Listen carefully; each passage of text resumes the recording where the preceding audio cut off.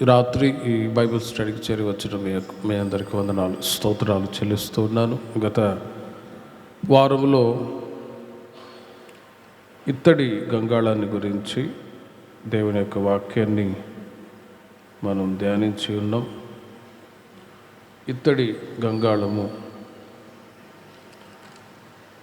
ప్రత్యక్షపు గుడారము గురించి మనం ధ్యానిస్తూ ఉన్నాం. ప్రత్యక్షపు గుడారంలో 3 స్థలాలు ఉన్నాయి. బయటి ఆవరణము, రెండవది పరిశుద్ధ స్థలము, మూడవదిగా మహాపరిశుద్ధ స్థలము. ఈ 3 స్థలాలు ఉన్నాయి. బయటి ఆవరణంలో 2 వస్తువులు పెట్టబడ్డాయి అని చెప్పాను. ఒకటి ఇత్తడి బలిపీఠము, రెండవది ఇత్తడి గంగాళము అని. పాత నిబంధన కాలంలో దేవుని యొక్క ప్రత్యక్షత లేక దేవుడు తన ప్రజలని కలుసుకున్న స్థలము ప్రత్యక్షపు గుడారం. అక్కడ దేవుడు చెప్పిన రీతిగానే గత వారంలో మీకు చెప్పాను. బయటి ఆవరణంలో 2 స్థలాలు, ఒకటి ఇత్తడి బలిపీఠము, రెండవది ఇత్తడి గంగాళం. నిర్గమకాండం 30వ అధ్యాయము 17, 18, 19, 20, 21 వాక్యాల్లో ఈ ఇత్తడి గంగాళాన్ని గురించి మనం చదువుతూ ఉన్నాం. ఈ ఇత్తడి గంగాళము అన్నప్పుడు నీటి బాప్తిస్మము ద్వారా మనం పొందుకునే ఆశీర్వాదాల గురించి,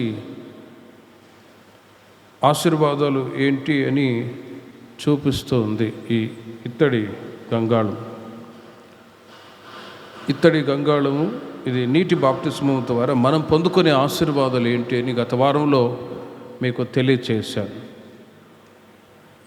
పాత నిబంధన కాలంలో వ్రాయబడ్డ ప్రతి మాటలు యుగాంతమందున మనకు బుద్ధి కలుగుటకు వ్రాయబడ్డాయి. ఛాయగా మనం తీసుకుంటాం. ఈ నిర్గమకాండం, సంఖ్యాకాండం కొన్ని మాటలు అర్థం కాక, ఈ గ్రంథాలని చదవలేక అర్థం కాక ముందుకు వెళ్ళిపోయే వాళ్ళు చాలామంది ఉన్నారు. కానీ ఆత్మీయంగా మనం ధ్యానిస్తూ ఉన్నప్పుడు వీటి వలన మనం చాలా విషయాలు నేర్చుకుంటాం. ఇత్తడి గంగాళము అన్నప్పుడు ముంచడ బాప్తిస్మము ద్వారా, నీటి బాప్తిస్మము ద్వారా మనము తీసుకునేటువంటి దేవుడు మనకు అనుగ్రహించే ఆశీర్వాదాలకు గుర్తుగా ఉంది. ఇంకొన్ని మాటలు మీకు తెలియచేస్తాను. ఈ ఇత్తడి గంగాళము దేని ద్వారా తయారు చేయబడింది అని అంటే, నిర్గమకాండం 38వ అధ్యాయము 8వ వాక్యాన్ని మీరు చూడండి. అక్కడ సేవకురాండ్ర అద్దములతో గంగాళము చేయబడిను అని రాయబడి ఉంది. నిర్గమకాండం 38వ అధ్యాయం 8వ వాక్యం.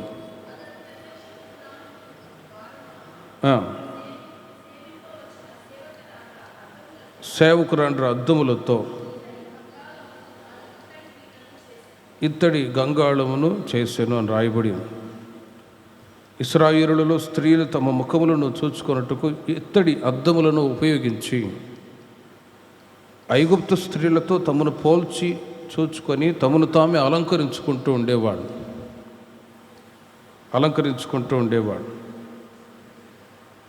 సేవకురాండ్ర అద్దముతో ఇంగ్లీష్లో లుకింగ్ గ్లాస్ అని అంటాను. Looking glass. దాని ద్వారా ఈ ఇత్తడి గంగాళము తయారు చేయబడింది. మరి దీనికి సాదృశ్యం, దీనికి ఛాయ, దీనికి అర్థం ఏంటి అని బైబిల్లో చూస్తే రోమీయులకు రాసిన పత్రిక 12వ అధ్యాయము 1వ వాక్యములో మనం గమనించినట్లయితే, కాబట్టి సహోదరులారా, పరిశుద్ధమును దేవుని అనుకూలమైన సజీవ యాగముగా మీ శరీరములను ఆయనకు సమర్పించుకొనుడని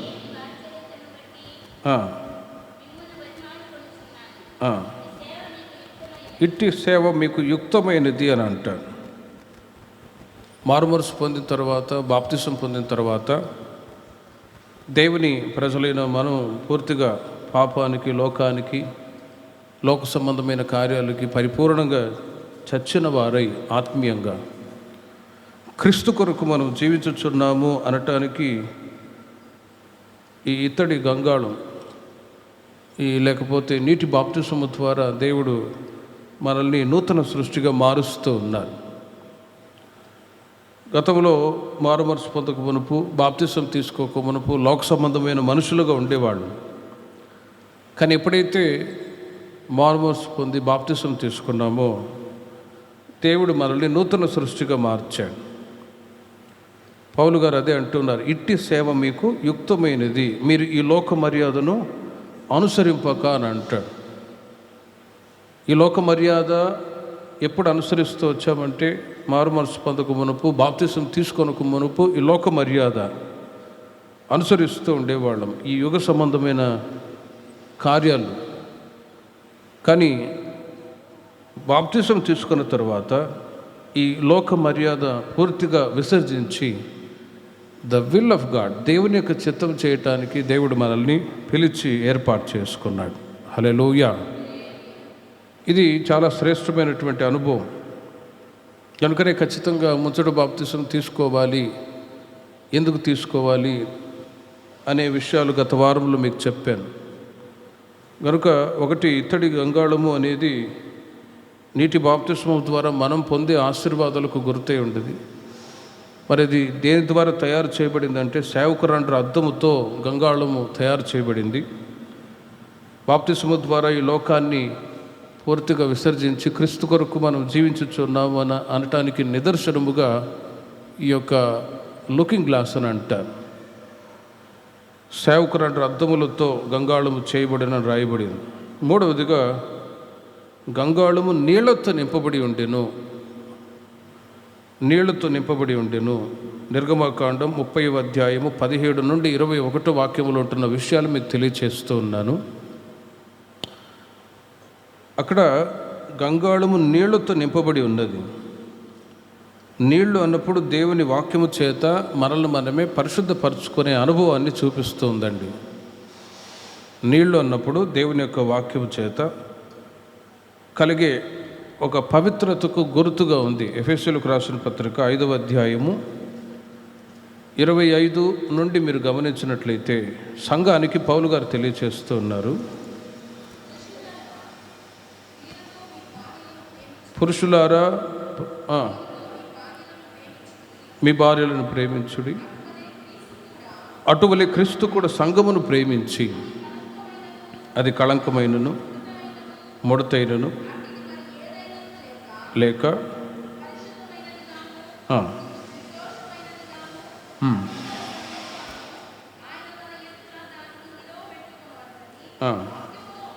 వాక్యముతో ఉదక స్నానము చేత దానిని పవిత్రపరచి పరిశుద్ధపరచుటకై దాని కొరకు తన్ను తాను అప్పగించుకొని అని రాయబడి ఉంది. ఈ మాట చాలా ముఖ్యమైనది. ఇత్తడి గంగాళము అది సేవకురాండ్ర అద్దముతో తయారు చేయబడింది. గంగాళములో గంగాళము నీళ్లతో నింపబడింది. గంగాళము నీళ్లతో నింపబడింది. ఇప్పుడు బాప్తిసం ఇచ్చేటప్పుడు కూడా నీళ్లు నింపుతాం. అలాగే గంగాళము ఉండేది, అందులో నీళ్లు నింపడం అనేది దేవుని వాక్యము చేత కలుగు పవిత్రతను చూపిస్తూ ఉంది. ఇలా దేవుని యొక్క వాక్యాన్ని క్రొత్త నిబంధన కాలానికి మనం టాలీ చేస్తూ కంపేర్ చేస్తూ చదవాలి. అప్పుడే అర్థమవుతుంది. యేసుక్రీస్తు మన కొరకై కల్వారి సిలువలో తన ప్రాణాన్ని త్యాగం చేశారు. నా కొరకై యేసుక్రీస్తు ఆయన మృతి చెందాడు.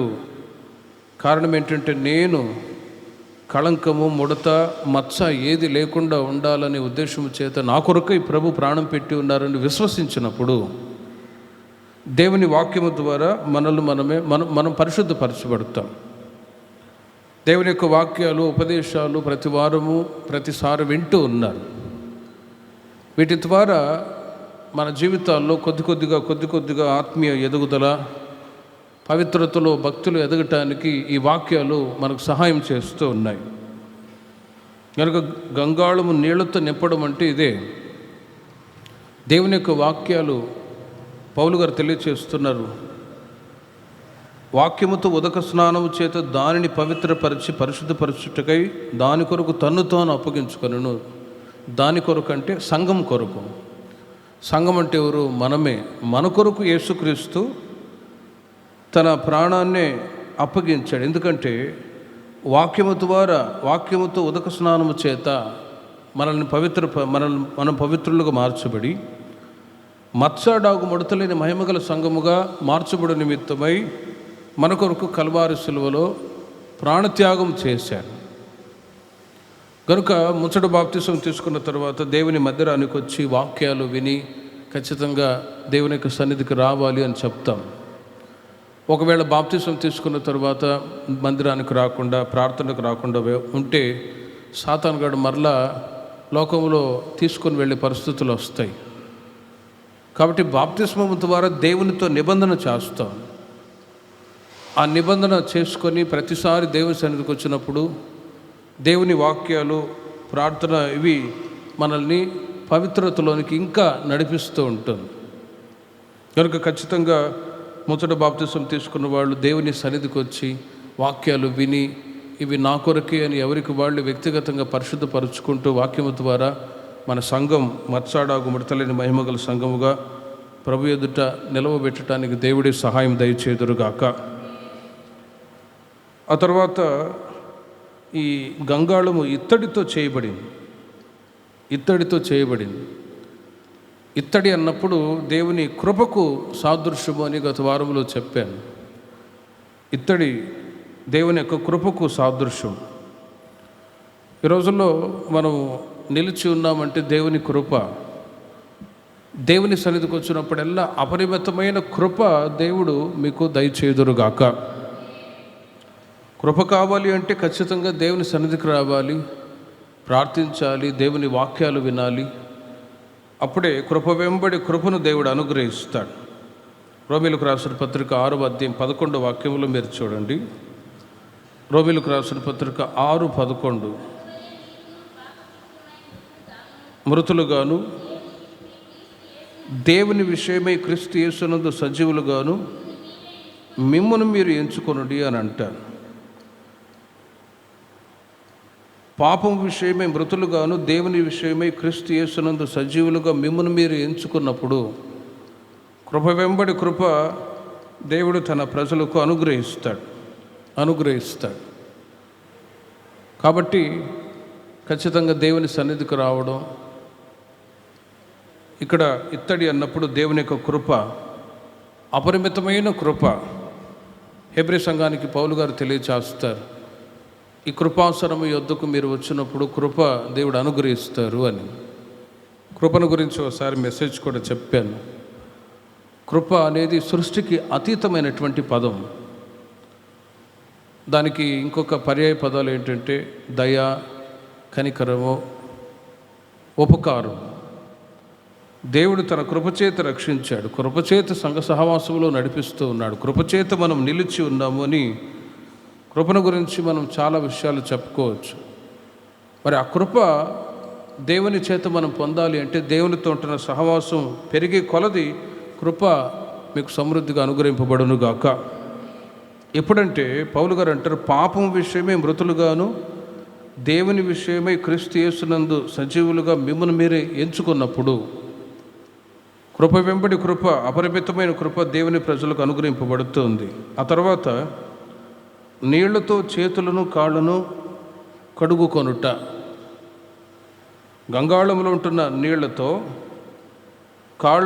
చేతులను కాళ్ళను కడుగుకొనుట అనేది దేవుని వాక్యపు వెలుగులో మన క్రియలను, మన ప్రవర్తనను సరిచేసుకునే అనుభవాన్ని చూపిస్తూ ఉందండి.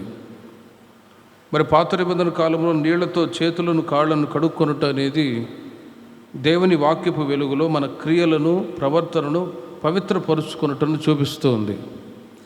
భౌతికంగా ఉదయము నీళ్లతో స్నానం చేస్తాం, చేతులను కాళ్ళను కడుక్కుంటాం. ఒకవేళ మీరు డ్యూటీకి వెళ్ళినప్పుడు సాయంత్రం వచ్చిన తర్వాత కాళ్ళు చేతులు ప్రతి ఒక్కరు శుభ్రం చేసుకుంటారు. ఒకవేళ అలాగే ఇంట్లో వచ్చారనుకోండి, బ్యాక్టీరియా, ఫంగస్, లేకపోతే ఈ కొన్ని చర్మ వ్యాధులు, బలహీనతలు కూడా వస్తాయి. కాబట్టి శుభ్రత అనేది ఎంతో అవసరం. శుభ్రత అనేది ఆ రోజుల్లో మరి ఇత్తడి గంగాళములో ఉంటున్న నీళ్లతో చేతులను కాళ్ళను కడుక్కుంటూ ఉండేవాడు. ఎప్పటికప్పుడే శుద్ధీకరించుకునే అనుభవం శరీరానుసారంగా. కానీ ఆత్మీయంగా దీని అర్థం ఏంటంటే మన క్రియలను ప్రవర్తనను దేవుని వాక్యం ద్వారా పరిశుద్ధపరుచుకుంటూ రావాలి. వాక్యాలు విన్నాం వెళ్ళిపోతున్నాం అని కాకుండా, మరి ఆ వాక్యము ద్వారా దేవుడు మనకు అనుగ్రహిస్తున్న ఆశీర్వాదం ఏంటంటే దినదినము మనలో భక్తి అభివృద్ధి అనేది కలుగుతుంది. లేకపోతే వచ్చినా కూడా ప్రయోజనం లేని పరిస్థితి. సంవత్సరాలు గడిచే కొలది ఈ స్థలంలో నిలిచి ఎంతోమంది సేవకులు దేవుని యొక్క వాక్యాన్ని బోధిస్తూ వచ్చారు. ఆ వాక్యాల వలన మీలో కొద్ది కొద్దిగా సంఘములో మార్పును దేవుని యొక్క వాక్యం కలుగజేస్తూ వచ్చింది. ఆ మార్పు అనేది కలగాలి. లేకపోతే మామూలుగా చెప్తూ ఉంటారు, ఎక్కడేసిన గొంగళి అక్కడే అన్నట్లుగా.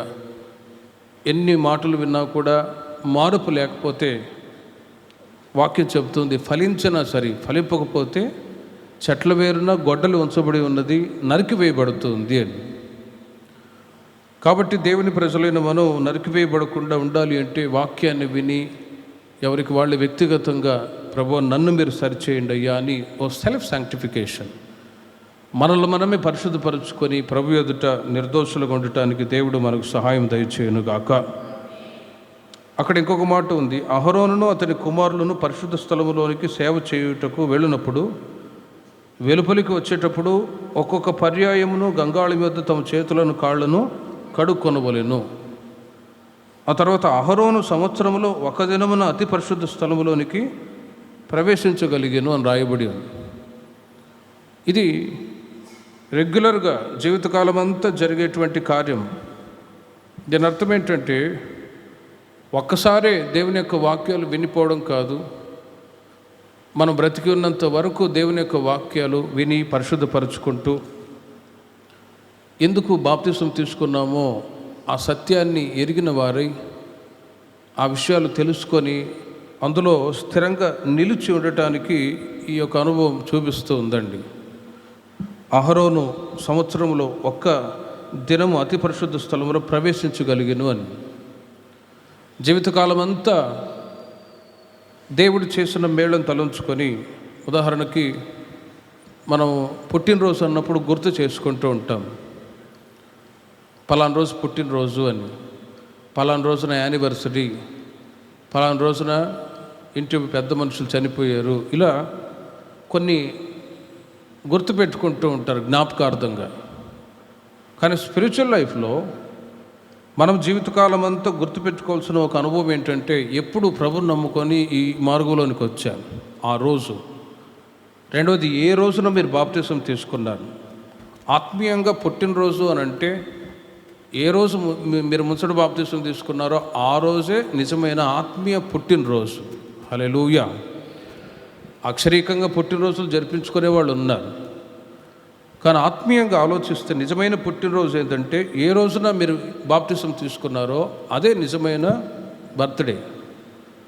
ఆ రోజును జ్ఞాపకం చేసుకొని ప్రభువా నీవు నా బ్రతుకుగా మార్చవయ్యా అని నూతన సృష్టిగా మార్చిన అనుభవాన్ని తలంచుకుంటూ జీవితకాలం అంతా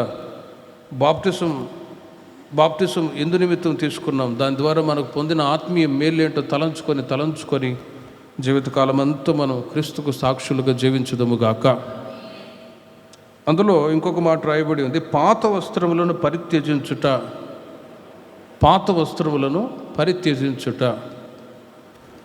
గలతీయులకు రాసిన పత్రిక 3వ అధ్యాయము 27వ వాక్యములో మీరు చూడండి, క్రీస్తులోనికి బాప్తిసం పొందిన మీరు క్రీస్తును ధరించుకొని ఉన్నారు అని రాయబడి ఉంది. పాత వస్త్రములను పరిత్యజించుట అనడం పాపములను ఒప్పుకొనొచ్చు, మనం ఒక నవీన వస్త్రాలు ధరించుకోవడం. అక్షరీకంగా ఆ రోజుల్లో పాత వస్త్రాలు పరిత్యజించేవాళ్ళు, కానీ ఆత్మీయంగా ఈ మాటని మనం ఆలోచిస్తే క్రీస్తులోనికి బాప్తిసం పొందిన మీరు క్రీస్తును ధరించుకొని ఉన్నారు అని. వస్త్రాలు మార్చడం కాదు, కానీ క్రొత్త నిబంధన కాలంలో మన ఆత్మీయ జీవితాల్లో క్రీస్తును ధరించుకోవడం, పాతవి గతించను సమస్తము నూతనమాయను అని దేవుని యొక్క వాక్యం సెలవిచ్చినట్లు క్రీస్తును ధరించుకోవడం. అందుకే గత వారంలో ఒక 4-5 విషయాలు మీకు చెప్పాను, ఎందుకు బాప్తిసం తీసుకుంటారు అని. అందులో ఇదొకటి, బాప్తిసం ఎందుకు తీసుకున్నావమ్మా అని అడిగితే ఒక ఆమె అంటది, ఒక తల్లి, అయ్యా 500 రూపాయలు ఇస్తానన్నారు, అందుకే నేను మునిగానంటది. ఇంకొక యవనస్తుడు, ఎప్పుడు బాప్తిసం తీసుకున్నారు అంటే పెళ్లి కొరకు వాళ్ళ పాస్టర్ గారు పెళ్లి బాప్తిసం ఇచ్చాడట. ఇంకొక ఆమెను అడిగే, ఎందుకు బాప్తిసం తీసుకున్నావంటే, అయ్యా చీర జాకెట్ ఇస్తానన్నారు కాబట్టి అది తీసుకున్నానయ్యా, మరి ఎందుకు తీసుకున్నానో తెలియదు. ఇలా రకరకాల కారణాలు ఉంటాయి. కాబట్టి ప్రేమిన వల్ల నిజమైన ఆత్మీయ అనుభవం ఏంటంటే, ముచ్చట బాప్తిసం అనేది క్రీస్తును ధరించుకోవడం. సాతాను యొక్క స్వభావాలు, లోక సంబంధమైన కార్యాలన్నీ కూడా పరిత్యజించి క్రీస్తులో వచ్చిన తర్వాత క్రీస్తును ధరించుకోవడం, యేసయ్యలో ఉంటున్న సర్వసుగుణాలన్నీ ఒక్కొక్కటిగా దేవుని ప్రజలైన మనం పొందుకోవడమే ఈ బాప్తిసములో ఉంటున్న సత్యం. కాబట్టి క్రీస్తును ధరించుకోవాలి. కనుక ప్రేమిని వల్లరా ఇక్కడ 2 విషయాలు మీకు చెప్పాను ఇప్పటికీ. బయటి ఆవరణంలో, ప్రత్యక్షపు గుడారంలో 2 వస్తువులు పెట్టబడ్డాయి. ఒకటి ఇత్తడి బలిపీఠము, రెండవది ఇత్తడి గంగాళం. రెండవదిగా ప్రత్యక్షపు గుడారములో పరిశుద్ధ స్థలాన్ని గురించి మీకు చెప్తాను. పరిశుద్ధ స్థలాన్ని గురించి, ప్రత్యక్షపు గుడారము అంటే మీరు అర్థం చేసుకోవాలి, బయటి ఆవరణము, మీరుండే స్థలం, ఇది పరిశుద్ధ స్థలం. ఫుల్ ఫీట్ మహాపరిశుద్ధ స్థలం అనుకోండి. బైబిల్లో ఉన్న మాదిరి ప్రకారముగానే మందిరాలు కూడా కట్టబడతాయి. ఎక్కడంటే అక్కడ కట్టబడడం కాదు, కానీ దానికి ఒక నియమ నిబంధనలు, ఏ విధంగా ఎక్కడ ఏముండాలని ప్రతిదీ. బయటి ఆవరణము పరిశుద్ధ స్థలము, మహాపరిశుద్ధ స్థలం. బయటి ఆవరణములో ఏ వస్తువులు ఉన్నాయంటే ఇత్తడి బలిపీఠం, రెండవది ఇత్తడి గంగాళం ఉంది అని చెప్పాను. మరి వాటికి అర్థాలు ఏంటి అనే విషయాలు కూడా చెప్పాను. ప్రత్యక్షపు గుడారంలో 2వ భాగం ఏంటంటే పరిశుద్ధ స్థలం. ఈ పరిశుద్ధ స్థలం యొక్క పొడవు, వెడల్పు, ఎత్తు 20 మూరలు అని బైబిల్లో మనం చదువుతూ ఉన్నాం. సంవత్సరమును అహరోనును అతని కుమారులను యాజకులను సంవత్సరంలో అన్ని దినములను సేవ చేయుటకు అందులో వెళ్ళారు. పరిశుద్ధ స్థలంలో రాబోయే రోజుల్లో ఇంకా మీకు చెప్తాను. ఆవరణములో పనిచేసేవాళ్ళు, పరిచర్య చేసేవాళ్ళు ఉన్నారు కొంతమంది. పరిశుద్ధ స్థలములో పరిచర్య చేసేవాళ్ళు ఇక్కడ రాయబడి, అహరోనును అతని కుమారులైన యాజకులను సంవత్సరంలోని అన్ని దినములను సేవ చేయుటకు అందులోనికి వెళ్ళిరి. పరిశుద్ధ స్థలానికి, మందిరంలో పరిచర్య చేసేవాళ్ళు కొంతమంది, ఆవరణంలో పరిచర్య చేసేవాళ్ళు కొంతమంది. మరి పరిశుద్ధ స్థలములో లేవి గోత్రములో ఉంటున్న అహరోను అతని కుమారులు, వాళ్ళు సంవత్సర కాలం అన్ని దినాలు సేవ చేయటానికి ఈ పరిశుద్ధ స్థలంలో వచ్చుచు పోవచ్చు ఉండేవాళ్ళు. సేవ చేయటానికి వచ్చుచు పోవచ్చు ఉండేవాళ్ళు రెగ్యులర్గా. ఈ పరిశుద్ధ స్థలంలో 3 ముఖ్యమైన వస్తువులు ఉంచబడ్డాయి. ఒకటి ధూపవేదిక, దీపవృక్షము, సన్నిధి, రొట్టెల బల్ల అని అంటారు. 3 వస్తువులు పెట్టబడ్డాయి. ఒకటి ధూపవేదిక, రెండవది దీపవృక్షము, మూడవదిగా సన్నిధి, రొట్టెల బల్ల. ఈ 3 వస్తువులు పరిశుద్ధ స్థలంలో పెట్టబడ్డాయి. మరి ఈ ధూపవేదిక గురించి కొన్ని మాటలు చెప్పి నేను త్వరగా ముగిస్తాను. నిర్గమాకాండం 30వ అధ్యాయము మొదటి 8 వాక్యాలు మీరు చూడండి.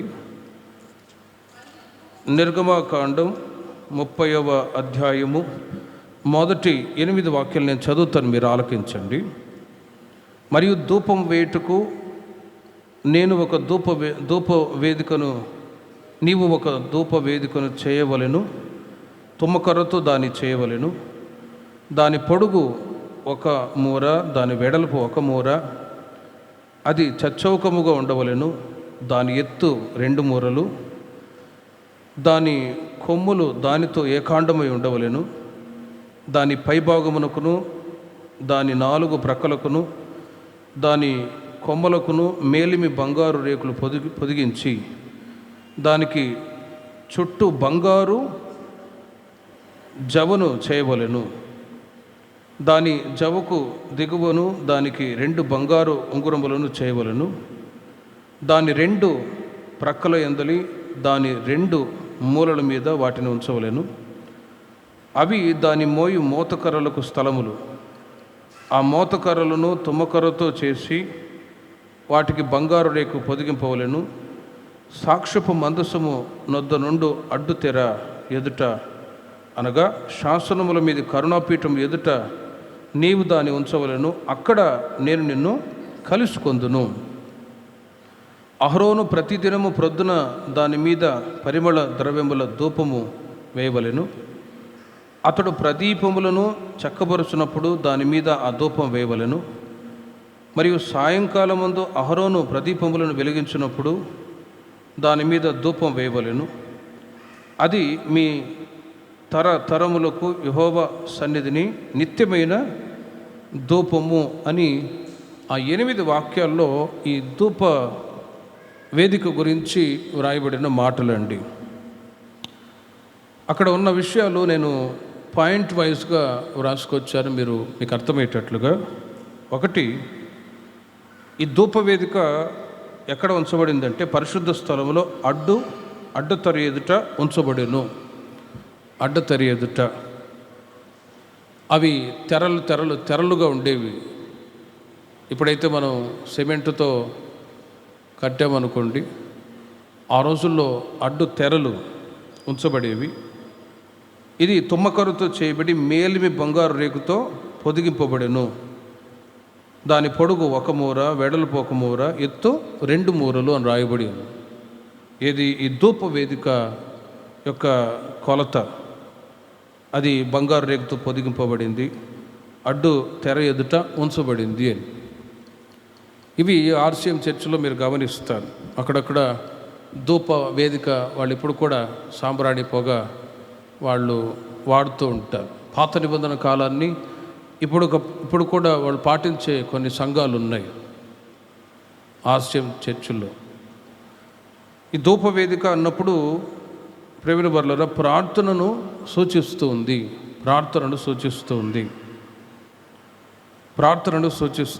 దేవుని ప్రజలకు ప్రార్థన చాలా ప్రాముఖ్యమైందండి. ఈ రోజున మనం సజీవంగా, క్షేమంగా, ఆరోగ్యకరంగా మనం బ్రతుకుచూ ఉన్నామంటే ఈ రోజున ప్రార్థనను బట్టియే మనం క్షేమంగా ఉండగలుగుతూ ఉన్నాం. హల్లెలూయా. సంఘానికి ఒక నియమం ఉంది.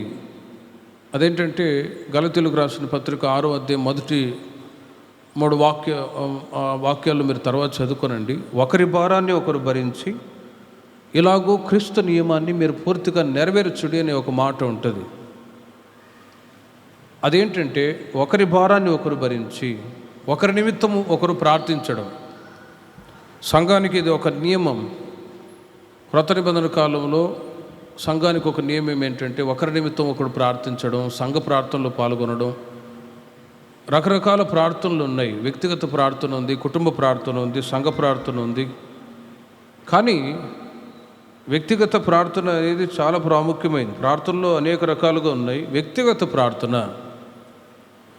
ధూపవేదిక అన్నప్పుడు, ధూపము అన్నప్పుడు ప్రార్థనను సూచిస్తుంది. ఈ ధూపవేదిక అన్నప్పుడు దేవుని ప్రజలైన మనం దేవునితో మాట్లాడటానికి మనము ప్రార్థన సహాయపడుతుంది. Communication between men and God. దేవునికి మనకు మధ్యలో ఈ ప్రార్థన, మనము దేవునితో మాట్లాడడం, ఆయన మనతో మాట్లాడడం, దీన్నే ప్రార్థన అని చెప్పవచ్చు. కొందరు అప్పుడప్పుడు అంటారు మాకు ప్రార్థన రావట్లేదండి అని. ప్రార్థన ఎలా చేయడం రావట్లేదు అని అంటారు. ప్రార్థన అంటే ఏదో ప్రాక్టీస్గా స్కూల్లో పిల్లలు ఫార్ములా ఏదో నేర్చుకున్నట్టో, లేకపోతే ఒక పాఠాన్ని, లేక చిన్నపిల్లలు నర్సరీ స్కూల్లో కొన్ని పద్యాలు, పోయమ్స్ ఉంటాయి కదా, వాటిని బైహార్ట్ చేసినట్టు కాదు. రొటీన్గా కాకుండా మనకున్న బాధలన్నీ, మనకున్న పరిస్థితులన్నీ యేసుతో చెప్పడం. అప్పుడు వెంటనే ప్రభు మనకు రిజల్ట్, ప్రార్థనకి జవాబు దయచేయుదురుగాక. ప్రార్థన కూడా ఎలా ఉండాలి అంటే దినవృత్తాంతాల గ్రంథాల్లో మీరు గమనిస్తే ఒకసారి సొలొమోను ప్రార్థన చేశాడు. మందిరాన్ని కట్టారు, ప్రతిష్ఠ దినం వచ్చింది. ఆ ప్రతిష్ఠ దినమున దేవాలయంలో దేవుని యొక్క మహిమ నింపబడాలి. అందు నిమిత్తం సొలొమోను ప్రార్థన చేస్తూ వచ్చాడు. ఎలా ప్రార్థన చేస్తూ వచ్చాడంటే ప్రభువా, మా పితరులు చేసిన దోషాలు పాపాలు ఉంటే క్షమించండి, మా దోషాలు ఒకవేళ ఉంటే క్షమించండి అని పాప ప్రాయశ్చిత్తార్థమై చాలాసార్లు ప్రార్థన చేస్తూ వచ్చాడు. ఎప్పుడైతే అలా ప్రార్థన చేసి ముగించాడో దేవుని ఆలయంలో దేవుని యొక్క మహిమ నింపబడెను. హల్లెలూయా. యాజకులు కూడా అందులో ప్రవేశించలేనంత మహిమ అక్కడ ఆ దేవాలయంలో నిండి ఉన్నట్లుగా మనం చదువుతాం. ప్రేయర్ రిజల్ట్, ప్రార్థన యొక్క జవాబు వెనువెంటనే దేవుడు మనకి ఇవ్వాలి అంటే శుద్ధ హృదయుల ఎడల యెహోవా ఆసనుడవుతాడు అని కీర్తనలో మనం చదువుతూ ఉన్నాం. హృదయంలో మున్సిపాలిటీ అంతా పెట్టుకొని ప్రభువా దిగునైనా ఆశీర్వదించు అంటే దించడండి. వెనువెంటనే జవాబు రావాలి అంటే ఖచ్చితంగా ఒక పాప ప్రాయశ్చిత్తంతో కూడిన ప్రార్థన. వెనువెంటనే జవాబు రావాలి అంటే ఫస్ట్ మొదట మనల్ని మనమే శుద్ధీకరించుకొని ప్రార్థన చేసుకొని ప్రభువా ఏదైనా దోషాలు ఉంటే ఆటంకాలు ఉంటే, అందుకే యెషయా గ్రంథంలో ఒక మాట రాయబడి ఉంది. అక్కడ మీరు చూడండి, రక్షింప నేరకై ఉంటున్నట్లు యెహోవా హస్తము కొరుచు కాలేదు, విననేరక ఉంటున్నట్లు ఆయన 59వ అధ్యాయము మొదటి వాక్యములో దేవుడు ప్రార్థన వినటానికి సిద్ధంగా ఉన్నాడు. కానీ దోషాలు, మీ దోషములు మీకును మీ దేవునికి అడ్డముగా వచ్చాను కాబట్టే ఆయన ఆలకింపక ఉన్నాడు. మరి ఆ దోషాలు తొలగించబడాలి అంటే ఒప్పుకోలు చేయాలి. ఒప్పుకొని విడిచిపెట్టే వాళ్ళు కనికరాన్ని పొందుతారని వాక్యం చెప్తుంది. ఎప్పుడైతే అలా ప్రార్థన చేస్తామో వెనువెంటనే ప్రేమైన వారలారా దాని యొక్క రిజల్ట్ని మనం చూస్తాం. సాధారణమైన ప్రార్థన కాకుండా చేసే ప్రార్థన పర్ఫెక్ట్ ప్రార్థన అన్నప్పుడు ఎలా ఉంటుందంటే, ప్రభువా నా దోషాలు, నా పితరులు చేసిన దోషాలు, కుటుంబంలో ఆశీర్వాదాలు పొందకుండా ఏవైనా అడ్డుగా ఆటంకాలు దోషాలు ఉంటే క్షమించు ప్రభువా అని ఒప్పుకోలు చేసి మనం ప్రభు దగ్గర మొరపెట్టామనుకోండి, వెనువెంటనే మీ కార్యములన్నీ కూడా నా దేవుడు సఫలము చేయునుగాక. సొలొమోను అలా ప్రార్థన చేశాడు కనుకనే తాను ఎంతో ప్రయాసతో కట్టినటువంటి ఆ మందిరంలో దేవుని యొక్క మహిమ నింపబడ్డట్టుగా మనం చూస్తూ ఉన్నాం. అయితే ముందుగా ప్రార్థనకు మనం ప్రభుతో సహవాసం చేయటానికి మనం ఇష్టపడాలి. 24 గంటలు దేవుడు మనకు సమయాన్ని ఇచ్చాడు. ఒక్క గడియైనా మీరు మేలుకొని ప్రార్థించలేరా అని అంటాను. కానీ సమయం ఉన్నప్పుడల్లా ప్రార్థించడానికి మనం సమయాన్ని కేటాయించాలి. దాని ద్వారా అద్భుతమైన ఆశ్చర్యమైన కార్యాలు కూడా జరుగుతాయి. దానియేలు గ్రంథం 6వ అధ్యాయము 10వ వాక్యంలో మీరు చూడండి. దానియేలుకు విరోధంగా కొంతమంది కుట్ర చేశారు. అతడు రాజు దగ్గర ఎంతో నమ్మకంగా యథార్థంగా పనిచేసుకుంటూ పేరు ప్రఖ్యాతులు సంపాదించుకుంటూ ఉంటే, వీడు మొన్న వచ్చాడు, మాకంటే గొప్పవాడు అవుతున్నాడు, హెచ్చింపబడుతూ ఉన్నాడు, గణపరచబడుతున్నాడని దానియేలుకు విరోధంగా ఏం చేశారంటే కుట్ర చేశారు.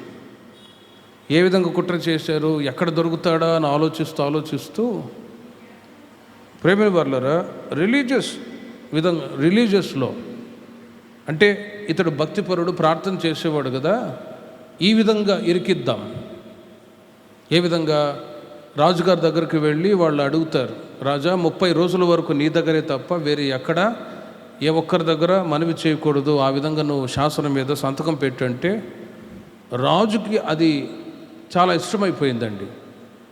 వాళ్ళు అంటారు, నువ్వు దేవుని కంటే గొప్పవాడివి, నీ దగ్గరే తప్ప వేరే ఏ దేవుని దగ్గర ఎవరు కూడా మనవి చేయకూడదు అన్నప్పుడు ఉప్పొంగే మాటలు చెప్తే ఎవరికైనా ఇష్టమే కదా. కాబట్టి రాజుగారు సంతోషపడి, నిజమే ఈ దేశంలో నేనే గొప్ప అని, నా దగ్గరే వచ్చి మనవి చేయాలి, వాళ్ళకి ఏది అవసరతోనో నేనే ఇస్తాను, నా దగ్గరే మొరపెట్టాలి అని ఆ ఒక సంగతి ఇష్టమై రాజు శాసనం మీద సంతకం పెట్టాడు. అసలు సంగతి ఏంటంటే దానియేలుని ఇరికించాలని. కానీ దానియేలు ఈ సంగతులన్నీ ముందు తెలుసు కాబట్టి 6వ అధ్యాయం 10వ వాక్యంలో చూడండి, ఇట్టి శాసనం మీద సంతకం చేయబడిన దానియేలు తెలుసుకొనిన అతడు తన ఇంటికి వెళ్ళి, చూడండి యథాప్రకారముగా ముమ్మారు మోకాళ్ళలోని తెరవబడి ఉండగా, చూడండి ఎంత ఒక తెగింపుతో దానియేలుకు తెలుసు నాకు విరోధంగానే వీళ్ళు రాజు దగ్గరికి వెళ్ళి కుట్ర చేస్తూ ఉన్నారు అని ఎరిగి తాను యథాప్రకారంగా ముమ్మారు ప్రార్థించు స్తుతిస్తూ వచ్చాడు అంతే. అందులో మీరు చూడండి, ప్రార్థన చేయడం ఒకటి, రెండవది, ప్రభువా నీవు నన్ను సింహాల గుహలో నుండి తప్పించినందుకై స్తోత్రం స్తోత్రం స్తోత్రమని ప్రార్థించే అనుభవం. కాబట్టి ఎప్పుడైతే దానియేలు అలా యథాప్రకారంగా ప్రార్థన చేస్తూ వచ్చాడో, ఆయనకు విరోధంగా కుట్ర చేసినా కూడా దేవుడు సింహాల గుహలో వేయబడ్డా కూడా దానియేలుని దేవుడు తప్పించి కాపాడాడు. హల్లెలూయా. అక్కడ మీరు గమనించండి, ఎవరైతే కుట్ర చేశారో ఆ తర్వాత సింహాల గుహలో వాళ్ళు వేయబడ్డారు. మీ పాపం మిమ్మల్ని పట్టుకొనును అని సంఖ్యాకాండంలో రాయబడ్డట్టుగా, కీడు చేసిన వారి ఇంట కీడు తొలగిపోదు అని సామెతల్లో కూడా ఒక మాట రాయబడి ఉంది.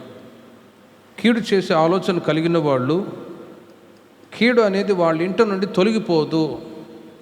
కాబట్టి దానియేలుకు విరోధంగా కుట్ర చేసిన, కీడు చేయాలనుకున్న వాళ్ళు చివరికి వాళ్ళే సింహాల గుహలో వేయబడ్డారు. కానీ దానియేలు ముమ్మారు చేసిన ప్రార్థన ద్వారా తాను సురక్షితంగా కాపాడబడ్డాడు. దేవునికి మహిమ కలుగును గాక. కాబట్టి ధూపము అన్నప్పుడు ప్రార్థనకు సూచిస్తుంది. ధూపవేదిక అన్నప్పుడు ప్రార్థన చేయటానికి మనం ఇష్టపడే అనుభవం. అది కష్టాలు, సమస్యలు ఎదురవుతూ ఉన్నా ఖచ్చితంగా నేను మోకాళ్ళను ప్రార్థించాలి, ప్రభుతో మాట్లాడాలి, ఎదురయ్యే ప్రతి శోధనలో నుండి తప్పించబడాలి అని ఒక తెగింపుతో ప్రతి సమయమందు ప్రభు దగ్గర మనం మొరపెట్టినప్పుడు ఖచ్చితంగా ఎలాంటి ఇబ్బందులు ఎదురైనా దేవుడి మనల్ని తప్పించి కాపాడుదురుగాక. అక్కడ ఇంకొక మాట మీకు చెప్తాను. మేలిమి బంగారు రేకుతో పొదిగింపబడింది ఈ యొక్క ధూప వేదిక. మేలిమి బంగారు రేకుతో పొదిగింపబడింది. ఈ బంగారు రేకు అన్నప్పుడు విశ్వాసంతో చేసే ప్రార్థనకు గుర్తండి బంగారు రేకు. పేతురు రాసిన పత్రికలో ఒక మాట వ్రాయబడి ఉంది, మీరు చూడండి. పేతురు రాసిన పత్రిక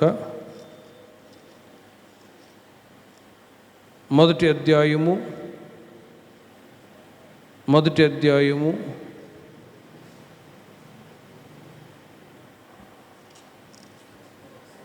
నశించిపో సువర్ణము అగ్ని పరీక్ష వలన శుద్ధపరచబడుచున్నది కదా. మొదటి అధ్యాయం 7వ వాక్యంలో, దానికంటే మీ అమూల్యమైన విశ్వాసం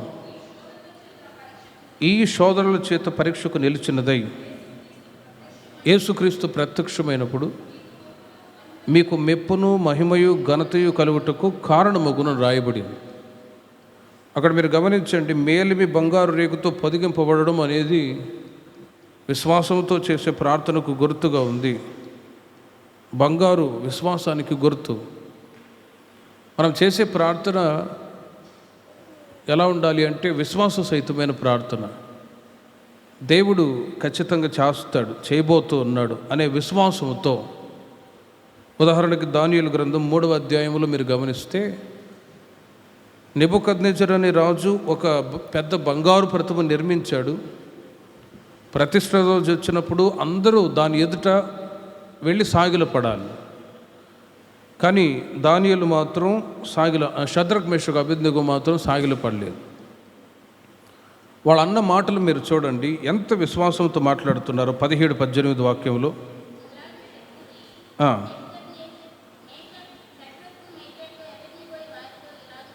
ఇలాగ చెప్పిరి, ప్రత్యుత్తరం ఇవ్వవాలని చింత మాకు లేదు. ఈ అగ్నిగుండములో నుండి మమ్ములను తప్పించి రక్షించుటకు సమర్థుడు. ఒకవేళ తప్పింపకపోయినా పొరపాటున నీవు ప్రతిష్ఠించిన బంగారు ప్రతిమకి నమస్కారం చేయము అని అంటారు. చూడండి, that is the faithful prayer. అది విశ్వాస సహితమైన ప్రార్థన. ఒకవేళ అలాంటి సిచ్యుయేషన్ మనకు వస్తే మనం ఏం చేస్తాం? ప్రేమిన వాళ్ళరా, ప్రార్థనకి విశ్వాస సహితమైన ప్రార్థన అన్నప్పుడు విరోధంగా చాలా ఇబ్బందులు ఎదురవుతాయి.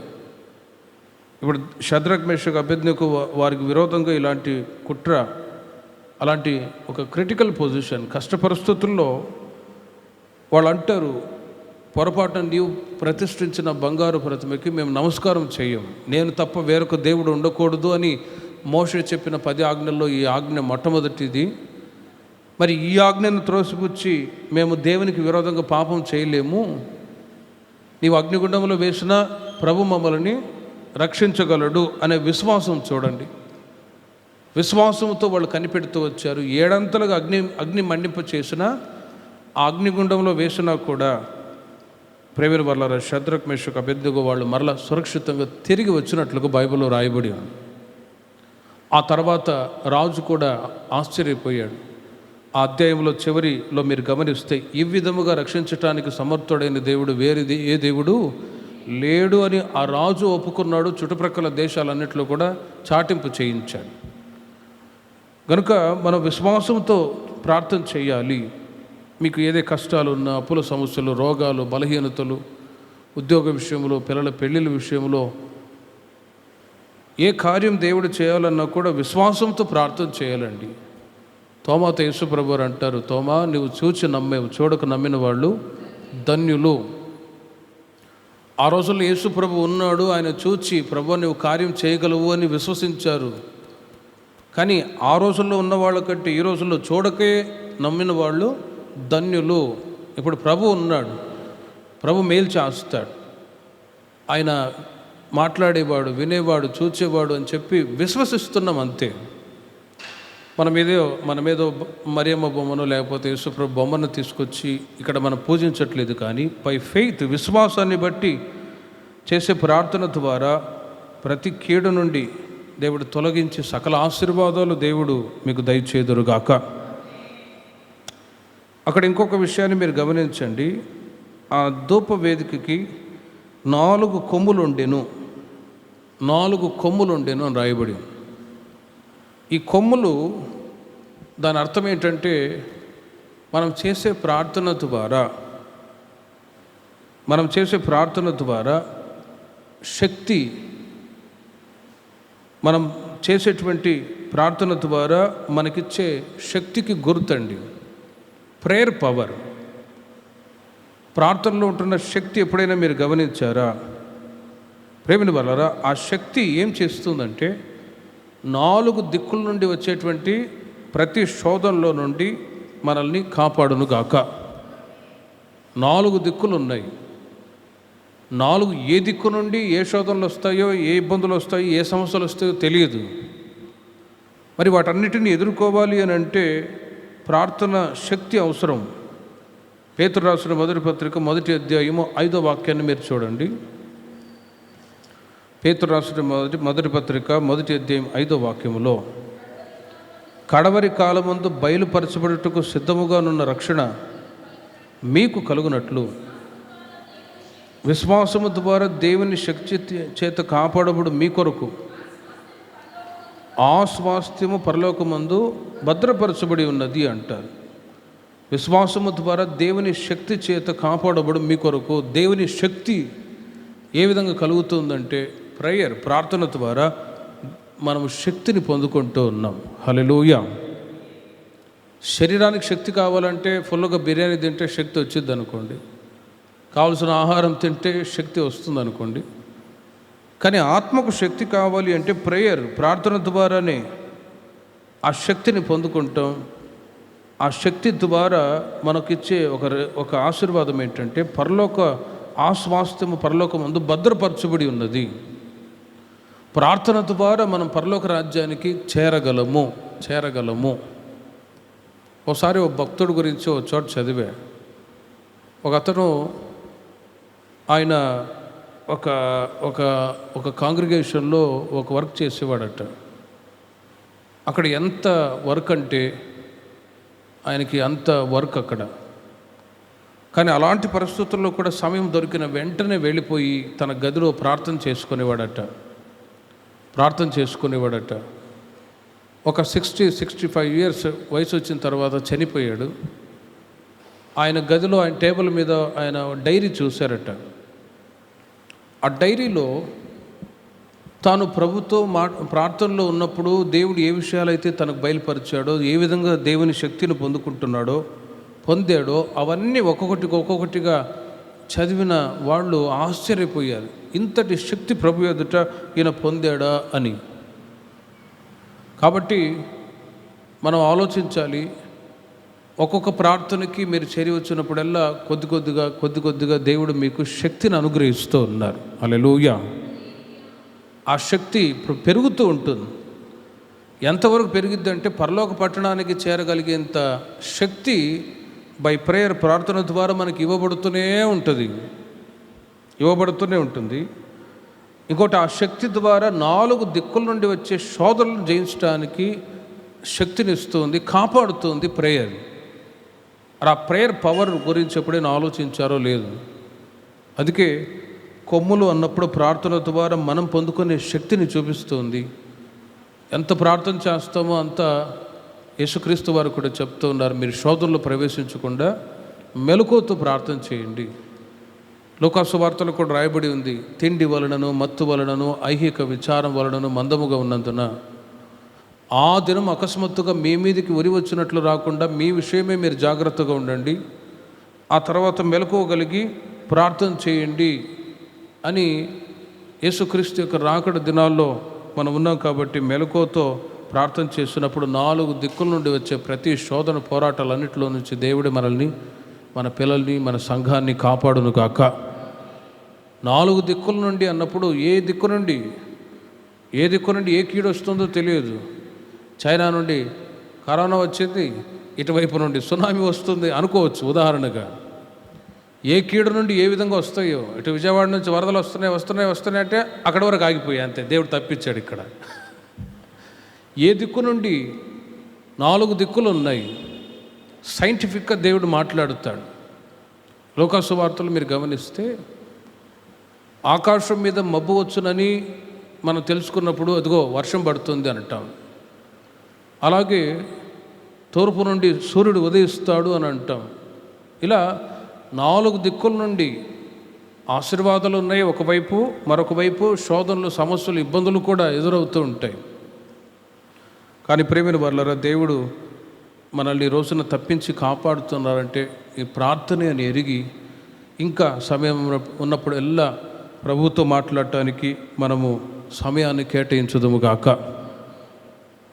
ఆ తర్వాత ఇంకొక విషయాన్ని మీకు చెప్తాను. ప్రొద్దున ధూపం వేయుట, ఉదయాన్నే లేచి ధూపం వేస్తూ ఉన్నారు.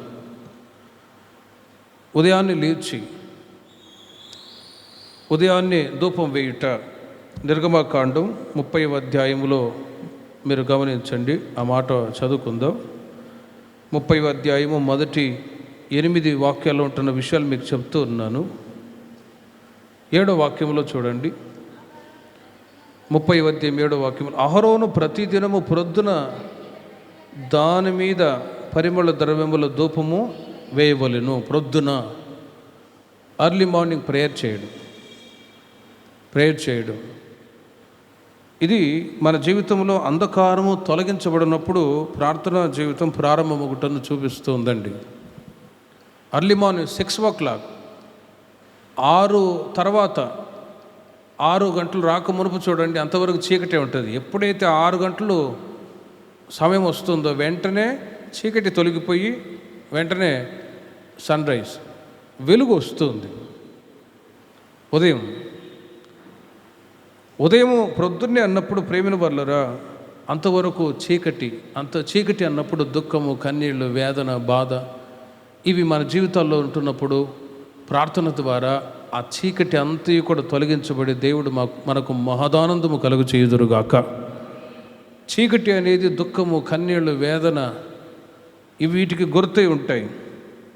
అందుకే ఉదయాన్నే లేచి ప్రార్థించినప్పుడు కీర్తనాకారుడు అంటాడు, దొప్పి నీటి వాగుల కొరకు ఆశపడినట్లు దేవా నీ కొరకు నా ప్రాణము ఆశపడుచు ఉన్నది, క్రొవ్వు మెదడు దొరికినట్లుగా నా ప్రాణము తెప్పరిల్లుచున్నది అని అంటారు. అంటే ఎర్లీ మార్నింగ్ మనం ప్రార్థించినప్పుడు, దేవుని యొక్క వాక్యం చదివినప్పుడు దేవుడు మనతో మాట్లాడి మనల్ని దర్శించి ఆ రోజు కావలసిన ఆలోచన నా దేవుడు ప్రతి ఒక్కరికి దయచేదురుగాక. ఉదయాన్నే అందుకే ప్రార్థించడం, స్తుతించడం. 100 స్తోత్రాలు బుక్కిచ్చా. హోసన్న మినిస్ట్రీస్లో సంఘాలు ఉన్నాయి. వీటి గురించి మనం ప్రార్థిస్తూ స్తుతులు చెల్లించి వెళ్ళారనుకోండి, ఆ రోజంతా మీకు కావాల్సిన ఆలోచన దేవుడు అనుగ్రహించి క్షేమంగా వెళ్ళి క్షేమంగా వచ్చేటట్లు దేవుడు సహాయం చేస్తాడు. అదే ఒకవేళ ప్రార్థన లేకుండా వెళ్ళిపోయారు అనుకోండి, ఆ రోజు ఏదో ఒక సమస్య, పనులు జరగకపోవడం, ఇబ్బందులు ఎదురవడం. అందుకే ప్రార్థనకి ఫస్ట్ ప్రిఫరెన్స్ మనం ఇవ్వాలి, లేకపోతే చాలా ఇబ్బందులు ఎదురవుతాయి. గతంలో ఒకసారి చెప్పే నా ఎక్స్పీరియన్స్ని బట్టే చెప్తాను. నేను కర్నూలులో సేవ చేస్తున్నప్పుడు ఉదయము ఉపవాస ప్రార్థనలు, సాయంత్రం మీటింగులు, ఇలా చాలా బిజీగా ఉండేవాళ్ళం. ఒకసారి ఉదయాన్నే ఉపవాస ప్రార్థనకి వెళ్ళాలి, చాలా దూరం, ఒక 30-40 కిలోమీటర్లు, ఒక గ్రామంలో. సరే ఆ ప్రార్థన అక్కడే ప్రార్థనలో ఉండొచ్చులే అన్నట్టుగా ఉదయం ప్రార్థన చేసుకోవడం, ఇక అలసిపోయి పడుకొని ఉదయమే ప్రార్థన చేసుకోకుండా వెళ్ళిపోయాం. నేను నాతో ఉన్న బ్రదర్ వెళ్ళాము. ఆ ప్రాంతంలో ఉపవాస ప్రార్థన చూసుకొని ఇంకొక విలేజ్కి వెళ్ళటానికి మేము బయలుదేరాం. 4-4:30 సమయానికి స్కూల్ నుంచి వస్తున్న పిల్లలు, వాళ్ళిద్దరూ ఆడపిల్లలు, చేతుల మీద చేతులు వేసుకొని సరదాగా నవ్వుకుంటా అటు ఇటు వెళ్తూ ఉన్నారు. మేము బండి మీద వెళ్తూ వాళ్ళు సరదాగా నవ్వుకుంటూ అటు ఇటు వచ్చేసి బండి దగ్గరకు వచ్చేసారు. టక్కున బ్రేక్ వేసా, కేకలేసి. వెంటనే ఆ పిల్ల భయపడి కింద పడిపోయింది. కింద పడిపోయేసరికి ఆ ప్రక్కన ఉన్నారు కొంతమంది అన్ని జనులు. వాళ్ళు ఏం చేశారు తెలుసునా, ఇక అమ్మో అమ్మాయికి ఏమైపోయింది, యాక్సిడెంట్ అయిపోయింది, తొడ ఎముక విరిగిపోయింది, అర్జెంటుగా హాస్పిటల్కి తీసుకెళ్ళాలి అని చెప్పేసి గోల్ చేశారండి. 2 వచ్చారు ముందు, నెక్స్ట్ మరలా 10 మంది వచ్చారు, మరలా ఒక 30 మంది వచ్చారు.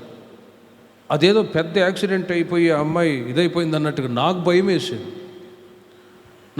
వేసింది. లేదు హాస్పిటల్కి చూపించాలి, లేకపోతే ఈ అమ్మాయి ఎముక విరిగిపోయింది, రేపు పెళ్ళి అయితే కాదు పెద్ద అయితే ఎవరు పెళ్లి చేసుకుంటారని ఇంకా డీప్గా ఆలోచిస్తూ మాట్లాడుతూ ఉన్నాను. సరే చూపించండి అంటే అక్కడ ఆర్ఎంపీ డాక్టర్ గారు ఉన్నారు. ఆయన చూసి ఏం కాలేదో అనబోయారు. వాళ్ళు సైగ చేస్తున్నారు, నాకు అర్థమైపోయింది. సైగ చేస్తున్నారు, ఇక్కడ అది కనబడట్లేదు కానీ వెల్దుర్తి అక్కడ చూపిస్తే అప్పుడు కానీ అర్థమవ్వదు, స్కాన్ చేయాలా అన్నారు. చూడండి, వాళ్ళు అర్థమైపోయింది. అంటే డబ్బులు కొరకు వాళ్ళు ఏం చేశారంటే ప్లాన్ చేశారు, మరలా వెల్దుర్తి తీసుకెళ్లారు. అక్కడ వాళ్ళు కూడా డాక్టర్తో సైగ చేశారు, కర్నూలు తీసుకెళ్దాం అంటారు. నేను అన్నాను, సరే అమ్మాయికి ఏదైనా అయితే నేను ఇస్తాను, ఖర్చు పెడతాను, మీ ఇబ్బంది పడొద్దు అని చెప్పి వెళ్ళిపోయి నా నంబర్ ఇచ్చి అడ్రస్ ఇచ్చి, ఆ తర్వాత చూస్తే వాళ్ళు అమ్మాయి మన మందిరానికి వచ్చే విశ్వాసి ట్యూషన్కి వెళ్ళిద్ది. ఆయన టీచర్ అయితే ట్యూషన్కి వెళ్ళిద్ది. ఆ అమ్మాయి సాయంత్రం ట్యూషన్కి వెళ్ళిందట. అక్కడ చూస్తే ఆ అమ్మాయికి ఏమీ అవ్వలేదు, బాగానే ఉందన్నా అని మార్నింగ్ ఉదయాన్నే ఫోన్ చేసి వాళ్ళని తిట్టానన్నా, మా పాస్టర్ గారు అయినా మీరు కావాలని వాళ్ళు అన్నారట, క్షమించండి డబ్బుల కొరకు ఏదో ఆశపడ్డాము అని. అప్పుడు నేను ఆలోచించాను, వాళ్ళదిగా తప్పు, నాది తప్పు. ఆ రోజు మార్నింగ్ ప్రేయర్ చేసుకొని వెళ్ళకపోతే జరిగే ప్రమాదం అని అప్పుడు గ్రహించాను. కాబట్టి ప్రేమిన వర్లరా, సంఘ ప్రార్థనలు ఉన్నాయి, ఉపవాస ప్రార్థనలు ఉన్నాయి, మీటింగ్లో ప్రార్థనలు పాల్గొనే అన్నీ ఉన్నాయి. కానీ personal prayer is very important. వ్యక్తిగతంగా దేవునితో మనం మాట్లాడి మనం ఆలోచన పొందుకొని వెళ్ళే అనుభవం చాలా అవసరం అండి. అందుకే గత దినాల్లో కూడా చెప్పాను, మీ ఇంట్లో ఖచ్చితంగా ఒక ప్రార్థన గది, కనీసం ఒక కర్టనే అడ్డం పెట్టుకొని ఆ స్థలంలో వంతుల ప్రకారం అదే ఇక్కడ వచ్చిన తర్వాత ప్రేయర్ బ్యాండ్ కూడా పెడదాం అనుకున్నాను. ఆసక్తి కలిగిన వాళ్ళు మందిరానికి వచ్చి ఒక ఇద్దరు ప్రార్థన చేసుకొని ప్రార్థన ధూపం అనేది వేయబడుతూ ఉండాలి. వ్యక్తిగతంగా దేవునితో మనం ఎంత ప్రార్థనలో ఉంటామో అంతగా దేవుడు మనకు క్షేమాన్ని దయచేదురుగాక. తిమోతికి రాసిన మొదటి పత్రిక 2వ అధ్యాయము మొదటి 2 వాక్యాల్లో, అందుకే పౌలు గారు తిమోతికి తెలియచేస్తున్న మాటలు చూడండి. అంధకారం తొలగించబడి వెలుగు ఉదయాన్నే 6 గంటలకి ప్రత్యక్షం అవుతుంది. మనము చీకటి క్రియలన్నీ జయించి వెలుగులో ఆశీర్వాదకరంగా నడిపింపబడాలి అంటే, మనము నెమ్మదిగాను క్షేమంగాను ఉండాలి అంటే అక్కడ ప్రార్థన, విజ్ఞాపనలు, యాచనలు చేయాలి అని అక్కడ వ్రాయబడిన మాటలు. మనం సుఖముగాను నెమ్మదిగా బ్రతకాలి అంటే ఖచ్చితంగా ప్రేమిన వర్లరా మనం ప్రార్థన చేయాలి వ్యక్తిగతంగా. ఆ తర్వాత మన రాష్ట్రం కొరకు, నాయకుల కొరకు, ఎందుకంటే వాళ్ళు సరైన విధంగా పరిపాలన చేస్తే మనం క్షేమంగా ఉంటాం. హిట్లర్ పరిపాలన వచ్చిందనుకోండి, ఇక అంతే సంగతులు మనకి.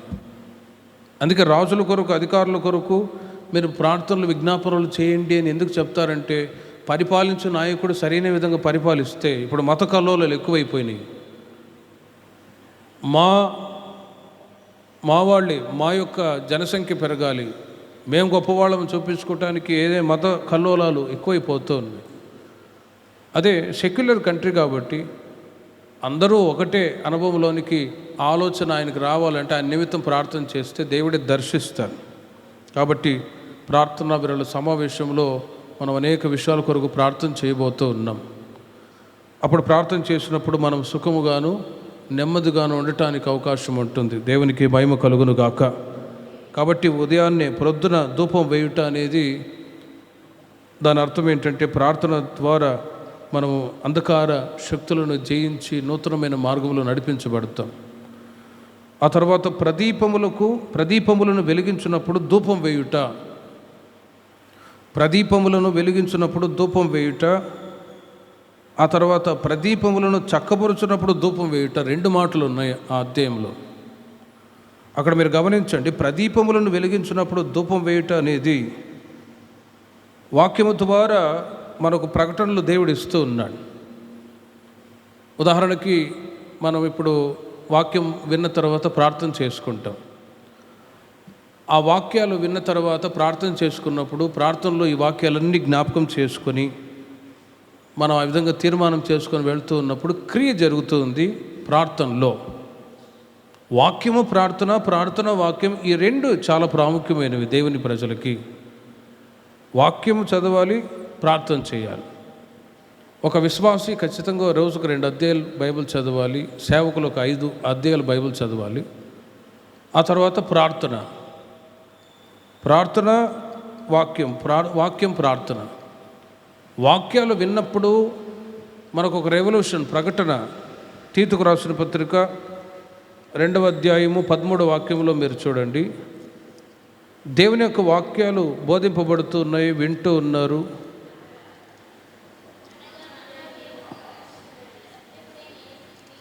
యేసుక్రీస్తు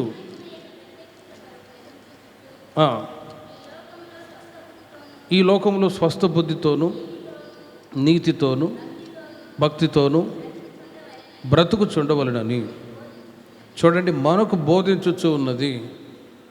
ప్రార్థన ద్వారా వాక్యాలు విన్నప్పుడు తీర్మానం చేసుకుందామని ఆ వాక్యాలు మన హృదయంలో ఆలోచించుకొని తీర్మానం చేసుకొని ప్రార్థించుచు ఉన్నప్పుడు ఆ వాక్యంలో ఉంటున్న క్రియ ఏంటంటే, అక్కడ రాయబడి ఉంది, ఈ లోకంలో స్వస్థ బుద్ధితోనూ నీతితోనూ భక్తితోనూ బ్రతుకుచుండవలెనని మనకు బోధించుచు ఉన్నది. ఇలా మనం బ్రతకాలి, ఇలా జీవించాలి అని వాక్యము ద్వారా బోధింపబడ్డప్పుడు ప్రార్థన ద్వారా ప్రేమిన వర్లరా మనం శక్తిమంతులుగా మార్చబడదుముగాక. ప్రార్థన ద్వారా నూతన అనుభవాలు, ఆత్మీయ అనుభవాలన్నీ పొందుకుంటూ ఉంటాం. ఆ తర్వాత ప్రదీపములను చక్కబరుచినప్పుడు ధూపం వేయుట, దాని అర్థం ఏంటంటే, వాక్యాలు విన్నప్పుడు మన ప్రాణాత్మ శరీరం పరిశుద్ధపరచబడుతుంది. తెస్సలోనికీయులకు రాసిన మొదటి పత్రిక 5వ అధ్యాయము 23వ వాక్యములు మీరు గమనిస్తే, ప్రేమిన వర్లరా అక్కడ మీరు గమనించండి, సమాధానకర్తయగు దేవుడే మిమ్మును సంపూర్ణముగా పరిశుద్ధపరచునుగాక, మీ ఆత్మయు జీవమును శరీరమును రాకడ యందు నిందారహితముగాను సంపూర్ణముగాను కాపాడబడునుగాక. చూడండి, ప్రదీపములను వెలిగించినప్పుడు ధూపం వేయుట, వాక్యము ద్వారా ప్రార్థనలో మనం సరిచేయబడతాం. ఈ అనుభవాలు ఎంతవరకు అంటే, మనం కన్నుమూసేంత వరకు, ప్రభు రాకడ వరకు ఈ యొక్క అనుభవాలు జరుగుతూనే ఉండాలి, రాకడ వరకు. అందుకే అక్కడ మనం చదువుతూ ఉన్నాం, ప్రభు రాకడ వరకు మన ప్రాణాత్మ శరీరాలు పరిశుద్ధపరచబడే నిమిత్తం వాక్యము ద్వారా పరిశుద్ధపరుచుకుంటూ ప్రభు యొక్క ముఖదర్శనాన్ని చూడటానికి ఈ వాక్యం, ఆ తర్వాత ప్రార్థన మనకు సహాయము చేయునుగాక. ప్రార్థన చేసుకుందాం. వచ్చే వారం దీపవృక్షాన్ని గురించి మీకు తెలియచేస్తాను. విన్న వాక్యాన్ని బట్టి చిన్న ప్రార్థన చేసుకుని ముగించుకుందాం. భక్తిహీనులతో నివసించుట కంటే